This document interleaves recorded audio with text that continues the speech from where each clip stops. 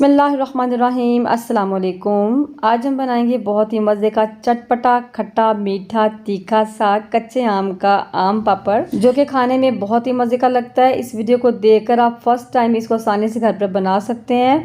ये वीडियो मैंने बहुत देर पहले शूट कर ली थी, लेकिन इसको लगाने का टाइम नहीं मिला, तो इसलिए मैं इसको काफ़ी लेट लगा रही हूँ। अभी आम मौजूद है मार्केट में, आप इसको आसानी से बना सकते हैं। इसको बनाकर आप साल भर के लिए महफूज भी कर सकते हैं, इंशाल्लाह ख़राब नहीं होगा। लेकिन शर्त ये है कि इसको अपने अच्छे से ड्राई करना है। इसको हम दो तरीके से बनाएंगे, एक हम इसको खट्टा सा चटपटा सा बनाएंगे और दूसरा हम इसको मीठा आम पापड़ बनाएंगे। तो बहुत आसान है इसको बनाना। चले आए शुरू करते हैं बनाना। तो इस आम पापड़ को बनाने के लिए मैंने यहाँ पर 1 किलो लिए हैं कच्चे आम, या चारी आम मार्केट में आपको आराम से मिल जाएंगे, आजकल भी मिल रहे हैं। तो 1 किलो ये चारी आम है खट्टे वाले, और एक मेरे पास यहाँ पर आधा किलो का जो है ये पका हुआ आम है। ठीक है, अचारी आम ज़रा खट्टे होंगे तो इसलिए हमने थोड़ा सा मिठास के लिए मीठा आम भी ले लिया। अगर आपके पास अचारी आम मीठे हैं थोड़े से, तो आपको इस मीठे आम को इसमें ऐड करने की ज़रूरत नहीं है। इनको अच्छे से धो के छील लेंगे, और छीलने के बाद इनको हमने इस तरीके से गुठलियों से इनका पल्प जो है ना अलग कर लेना है, रफली हमने काट लेना है। तो ये चूँकि बाल वाले आम होते हैं, इसलिए इनमें मोटा मोटा सा पल्प निकला है, तो काफ़ी सारी गुठली के ऊपर जो है ना पल्प यानी गूदा काफ़ी सारा रह गया है। तो इस गुठलियों को भी हम क्या करेंगे, इस आम के साथ ही हमने बॉईल कर लेना है। इसको हमने फेंकना नहीं है, साइड पर नहीं करना या ज़ाया नहीं करना। तो इसको हमने आमों के साथ ही बॉईल कर लेना है। ठीक है, ताकि इसमें से हम ज़्यादा से ज़्यादा पल्प जितना हो सके उतना हम निकाल सकें और बिल्कुल भी ज़ाया ना हो। अब ये जो पका हुआ आम है, इसको भी मैं छील कर काट लूँगी, रफली काट लेना है। इसको हमने पकाना नहीं है, वैसे ही काटने के बाद इसको हम साइड पे कर लेंगे। अब एक सॉस पैन मैंने ले लिया है, इसमें इन कच्चे आमों को डाल देंगे और इसके अंदर ही गुठलियाँ भी हमें शामिल कर देंगे। और इसमें मैं डालूँगी तकरीबन 1.5 गिलास पानी का, और चूल्हा जलाकर इसको हम पकने के लिए गलने के लिए छोड़ देंगे। मीडियम फ्लेम पर इसको हम पका लेंगे ताकि नीचे जले नहीं। ठीक हो गया। और जब ये अच्छे से गल जाएंगे पकते पकते, तो बस हमने इसको इतनी देर ही पकाना है, जब बिल्कुल अच्छे से घुल जाएं, सॉफ्ट हो जाएं, गुठलियाँ भी बिल्कुल नरम हो जाएं कि इनके ऊपर से इजीली पल्प उतर सके। तो इतनी देर हम इसको पकाएंगे, इसका कोई टाइम फिक्स नहीं है। तो देखें यहाँ पे आम हमारे अच्छे से गल चुके हैं। चूल्हे को मैंने यहाँ पर बंद कर दिया। इसको हम ठंडा कर लेंगे, और ठंडा करने के बाद गुठलियाँ हमने इसकी अलग कर लेनी है, और गुठलियों में से अच्छे से आपने जो है ना इसका तमाम पल्प आपने निकाल लेना है, ताकि बिल्कुल भी इसमें से कोई आम बिल्कुल ज़ाया ना हो। ठीक है, इस तरह पल्प निकालने के बाद जो आम हमने पका हुआ आम हमने काटा था वो भी इसमें शामिल कर देंगे, और इन सब को हमने अब अच्छे से ब्लेंड कर लेना है। एक स्मूथ हमने इसकी पेस्ट बना लेनी है। ठीक है, तो इस तरह फाइन पेस्ट बनाने के बाद इसको हमने छान लेना है, ताकि कोई भी बाल जो है कच्चे आम में बाल थे वो बाल होंगे तो वो निकल जाएंगे अच्छे से। तो ये आम पापड़ खाने में बहुत ही मज़े का लगता है, और इसको बनाना बिल्कुल भी मुश्किल नहीं है, बस इसको सुखाने में थोड़ा टाइम लगता है। और वो भी अब धूप आजकल बहुत तेज़ दिख रही है, इजीली धूप में सुखाया जा सकता है। आप देख सकते हैं कितने बाल इसमें से निकले हैं, इसीलिए हमने इसको छाना है। ठीक है, तो ये छानना ज़रूरी है, स्टेप करना ज़रूरी है। तो सारे पल्प को अच्छे से छानने के बाद इसको हमने दोबारा से पकाना है। उससे पहले मैं इसमें ऐड करूँगी चीनी। तो चीनी मैंने यहाँ पर ली है तकरीबन 1 कप के बराबर, उसमें से थोड़ी सी मैंने बचा ली है। ठीक है, अगर हमें मज़ीद की ज़रूरत होगी चेक कर लेंगे, तो बाद में मज़ीद इसमें शामिल कर देंगे। अच्छे से मिक्स कर लेंगे। इसको हम रख देंगे चूल्हे पे पकने के लिए। और उससे पहले हमने क्या करना है, जिस हमने मोल्ड में इस बर्तन में इसको हमने सेट करना है, मेरे पास पिज़्ज़ा वाली ट्रे है, तो मैं इनको ग्रीस कर रही हूँ अच्छे तरीके से ऑयल से। ठीक है, मैंने 2 ट्रे लिए हैं, क्योंकि मैंने 2 तरह का बनाना है आम पापड़। अगर आपने एक ही तरह का बनाना हो तो आप बड़ी सी जो है एक डिश ले सकते हैं, ताकि उसमें पूरा आ सके आसानी से। ठीक है, चूल्हे पे मैंने इसको रख दिया। इसको हम पकाएंगे मीडियम फ्लेम पे। कितनी देर पकाना है मैं आपको आगे चल के बताती हूँ। इसमें तकरीबन 1 नींबू का रस निचोड़ देंगे। एक तो इससे थोड़ा सा जो है ना खट्टा हो जाएगा, दूसरी बात ये कि इसकी चीनी जो हम इसमें डालेंगे ना वो दोबारा से जमेगी नहीं।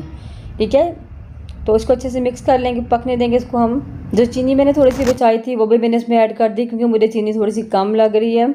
इसको उन्हें पकने रख देना। ठीक है, लेकिन इसकी बहुत ज़्यादा बबल्स उठते हैं और हाथों पे छींटे पड़ते हैं, तो उसको आपने कवर कर देना है और पकने देना है। ठीक है, यहाँ पर इसको पकते हुए 15 मिनट हो चुके हैं, और आप देख सकते हैं कि इसका कलर ट्रांसलूसेंट सा हो गया है, शाइनिंग इसमें आ गई है, और इसके जो बबल्स हैं वो इसके अंदर अंदर ही उठ रहे हैं। और इसके अलावा इसके पकने की एक और निशानी भी है, मैं आपको दिखाती हूँ। इसको आपने थोड़ा सा हाथ में या फिंगर में लेके चेक करना है। तो अगर तो एक तार से बन रही होगी, इसका मतलब ये बनकर तैयार है। ठीक है, तो इस तरीके से हम चेक कर लेते हैं। तकरीबन एक तार सी बन रही है। ठीक है, तो ये हमारा तकरीबन रेडी हो चुका है। अब मैं लास्ट पे इसमें डालूंगी 1/4 टीस्पून नमक, क्योंकि ये बिल्कुल मीठा मीठा भी अच्छा नहीं लगेगा, तो ये थोड़ा सा मैं इसमें नमक शामिल कर रही हूँ। ये हम मीठा वाला पापड़ बना रहे हैं। ठीक है, तो नमक डाल के थोड़ा सा मिक्स करेंगे। बस तकरीबन 1 मिनट मैंने इसको और पकाया है, बहुत ज़्यादा नहीं पकाना। ये तैयार हो चुका है। तो जो हमने अपनी पिज़्ज़ा ट्रे जिसको हमने ग्रीस किया था उसमें हम इसको शामिल कर देंगे। ठीक है, अच्छा अब आपने इसको ग्रीस लाजमी करना है ट्रे को, वरना ये निकलेगा नहीं। ठीक है, तो ये मीठे वाला पापड़ मैं थोड़ी सी मोटी इसकी लेयर बनाऊंगी, ताकि देखने में बिल्कुल जेली की लुक आए।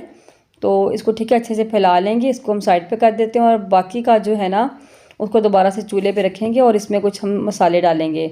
इसको दोबारा से पकाने की ज़रूरत नहीं है, बस इसमें कुछ स्पाइसेस और डालेंगे हम। तो इसमें मैं शामिल करूँगी बिल्कुल 2 चुटकी के बराबर काला नमक, थोड़ी सी सुरख मिर्च, हस्ब ज़रूरत आप डाल सकते हैं, लाल मिर्च 1/4 टीस्पून मैंने इसमें भुना हुआ कुटा हुआ ज़ीरा डाला है। थोड़ी सी इसमें हम कुटी हुई लाल मिर्च डालेंगे, ठीक है। अच्छा, अगर आपको स्पाइसी ज़्यादा पसंद हो, तीखा ज़्यादा पसंद हो तो आप इसमें थोड़ी सी मिर्चें ज़्यादा ऐड कर सकते हैं, लेकिन इतनी मिर्चें बिल्कुल परफेक्ट हैं, बहुत मज़े का चटपटा सा फ्लेवर आएगा।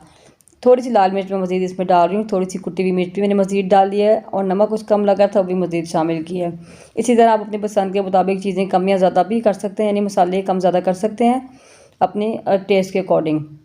तो बस इसको अच्छे से मिक्स करेंगे। ये भी तैयार है। दूसरी वाली डिश में हम इसको शामिल कर देंगे। अच्छा, मैंने इसकी पतली सी लेयर बनानी है क्योंकि ये पतले वाला मैं बना रही हूँ, तो मैं सारा इसमें नहीं डालूंगी, तो पतली सी लेयर बनाएंगे। ये सूखने के बाद थोड़ी सी और पतली हो जाएगी, लेकिन अगर आप और भी पतली रखना चाहते हैं तो आप इसमें और भी कम डाल सकते हैं बैटर, ठीक है। तो बस इसको अच्छे से फैला लेंगे और टैप कर लेंगे। उसके बाद पहले इसको अपने रूम टेम्परेचर पर ठंडा करना है। मैंने चूँकि रात को बनाया था तो उसको ठंडा करना था। उसके बाद सुबह आप इसको धूप में रख दें, तो सुबह उठते धूप में रख दें। मेरा तो एक दिन में ही सूख गया था माशाल्लाह। तो उसको आपने पहले ठंडा कैसे करना है, क्योंकि चूंटियाँ ना इसमें आ जाएँ, तो आपने ट्रे में, मैंने किसी डिश में पानी डाला है, उसके ऊपर मैंने इस तरह बाउल रखा है, प्लास्टिक का डिब्बा रखा है, उसके ऊपर मैंने इस ट्रे को रखा है ताकि चूंटियाँ ना आएँ। तो रात भर मैं इसको इसी तरह रूम टेम्परेचर पे रखूँगी और उसके बाद उसको मैं अच्छे से धूप लगाऊंगी। तो मैंने एक दिन की धूप लगाई थी तो बहुत अच्छे से सूख गया था। जो पतले वाला था ये तो बहुत अच्छे से सूख गया था। इसके सूखने की निशानी ये है कि आप देख सकते हैं बिल्कुल साइडों से ना अलग हो चुके हैं, ठीक है, और ये बहुत ईजीली देखें उतर रहा है। तो ये बिल्कुल सूख चुका है। अच्छा, ये जो मोटे वाला था ना, ये येलो वाला, ये मुझे मतलब लग रहा था कि थोड़ा सा अभी इसमें बाकी है, लेकिन मुझे जल्दी थी, वीडियो बनानी थी, मैंने इसको आपको निकाल के दिखा दिया। अभी जो पतले वाला है ना, ये थोड़ा पतला था तो उतारना मुश्किल था, इसलिए पहले साइडों से इसको हमने छुरी से लूज़ किया है और उसके बाद निकाला है। देखिए माशाल्लाह कितना पतला बन गया ये। आप चाहें तो इससे भी पतला बना सकते हैं और कितना ज़बरदस्त बना। ये बहुत ही मज़े का चटपटा सा लगता है, इसको बच्चों को बहुत पसंद आएगा। बच्चों को बना कर दें तो बाजार की जेली और कैंडी वगैरह बच्चे भूल जाएंगे, बच्चों को ये बना कर दें। इसकी मैं कटिंग कर लेती हूँ इस लंबाई में, क्योंकि हमने इसको रोल करना है। तो इस तरीके से अपनी पसंद के मुताबिक हम इसको काट लेंगे। और ये इतना मज़े का था कि मुझे सब्र नहीं हो रहा था, मैंने साथ ही इसको चेक कर लिया। तो इसको इस तरीके से हम रोल कर लेंगे। आप चाहें तो इसको इसी तरीके से छोटे छोटे पीस काट के भी आप खा सकते हैं, जैसे आपको पसंद हो आप उस तरीके से इसको काट सकते हैं। देखिए माशाल्लाह कितनी ज़बरदस्त इसकी लुक आई है, खाने में भी यकीन मानिए बहुत ही लाजवाब है। इसी तरह जो है दूसरे वाला भी हम काट लेंगे। ये इजीली पैन से निकल आएगा और आपको इसमें से जौन सा फ्लेवर पसंद हो आप बना सकते हैं। मैंने दोनों तरीके आपके साथ शेयर कर दिए हैं। इसके मैं छोटे छोटे से स्क्वायर पीसेस कट करूँगी क्योंकि ये इसकी थिकनेस ज़्यादा है और इसकी थिकनेस ज़्यादा थी, इसलिए मुझे लगा कि एक दिन में ये अच्छे से ड्राई नहीं हो सका, तो मैं इसको दोबारा से मैंने धूप लगवाई थी, जिसकी वजह से बहुत अच्छे से सूख गया था, ठीक है। मुझे चूँकि जल्दी थी, वीडियो बनानी थी, इसलिए मैंने आपके साथ फ़ौरन से शेयर कर दिया है। देखिए माशाल्लाह इसकी लुक कितनी ज़बरदस्त आई है। तो तैयार है हमारा दोनों तरह का आम पापड़। इसको आप फर्स्ट टाइम भी बहुत आसानी से बनाकर तैयार कर सकते हैं। इसके लिए कोई हार्ड एंड फास्ट रूल नहीं है, इसको बनाना बहुत आसान है, बहुत आसानी से ये बन जाता है जिस तरीके से भी इसको आप बनाएंगे।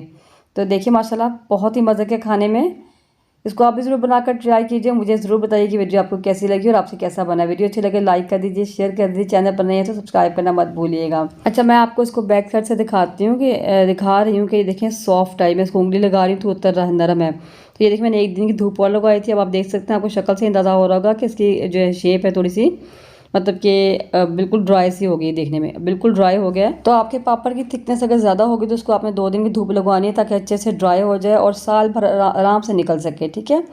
मिलते हैं इंशाल्लाह नेक्स्ट वीडियो में। अपनी दुआ में मुझे ज़रूर याद रखिएगा, इसको ज़रूर बनाकर ट्राई कीजिएगा। अल्लाह हाफिज़।